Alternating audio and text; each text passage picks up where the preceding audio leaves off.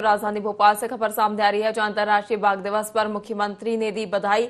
मुख्यमंत्री डॉक्टर मोहन यादव ने बयान देते हुए कहा, हमारे प्रदेश में सबसे ज्यादा बाघ है। मुझे खुशी है कि मेरे कार्यकाल में 2 नए टाइगर रिजर्व शुरू हुए। सरकार की ओर से वन्य जीवों का प्रचार भी किया जाता है। बफर जोन और टाइगर सफारी भी की गई है शुरू। विपक्ष को पूरा अधिकार है कहीं पर भी बोलो। वन्य प्राणी पर दया आती है, उसका वेश धर के प्रदर्शन करते हैं। आजादी के बाद से ही कांग्रेस के लोग रंग बदलते हुए आ रहे हैं। कांग्रेस का चरित्र बताता है उन्होंने कितनी जमीन सिंचित योग्य बनाई है।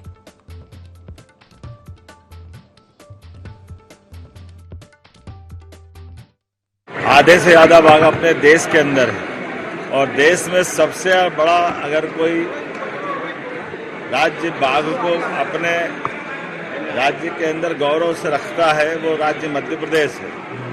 और हमारे लिए सौभाग्य की बात है कि अभी हमारी सरकार बनने के बाद 2 tiger reserve doctor Vishnu सिद्धर Wakankar Ratapani और माधव नेशनल पार्क, ये दोनों टाइगर अभयारण्य हमारे द्वारा बनाए गए। मेरी अपनी ओर से राज्य के इस गौरव के लिए आप सबको बधाई। हमने तो हमारे बाघों को संरक्षित करके गौरव हासिल किया है।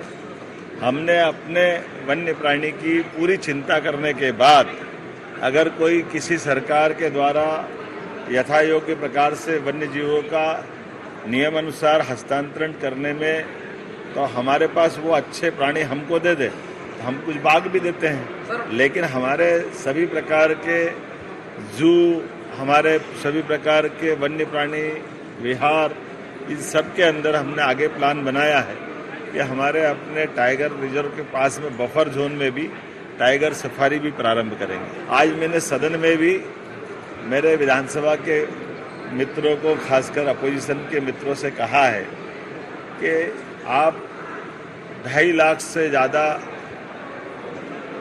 वोटरों के बीच में से चुन के आते हैं, तो चुन के आने के लिए अपनी मर्यादा के आधार पर आपको पूरा अधिकार है। आप फ्लोर पे बोले, सदन में बोले, महात्मा गांधी जी के सामने अपना शांतिवादी जो आपको बात रखना वो सब रखे। लेकिन अब आपको तो फर्क पड़ता नहीं है। मुझे तो वो वन्य प्राणी पे दया आती जो इस बात पे हंसते होंगे कि ये हमारा रूप बना के भैंस क्यों बनना चाहते हैं, ये मनुष्य योनि को बदनाम कर रहे हैं, कभी गिरगिट बन के अपने बात रखते हैं। तो ये कांग्रेस का रंग बदलने का चरित्र आज़ादी के बाद से दुनिया ने देखा है, प्रदेश ने देखा है।